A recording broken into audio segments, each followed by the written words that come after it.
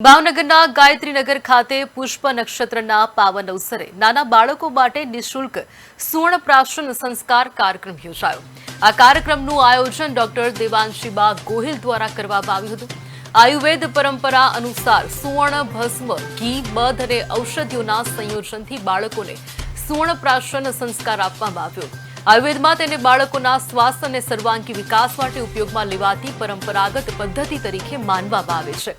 જન્મથી 16 વર્ષ સુધીના બાળકો માટે આ સંસ્કાર નિઃશુલ્ક રાખવામાં આવ્યો હતો। કાર્યક્રમ દરમિયાન વાલીઓને બાળકોના આરોગ્ય સંબંધિત પ્રશ્નો અંગે નિષ્ણાંત તબીબ દ્વારા જરૂરી માર્ગદર્શન પણ આપવામાં આવ્યું હતું।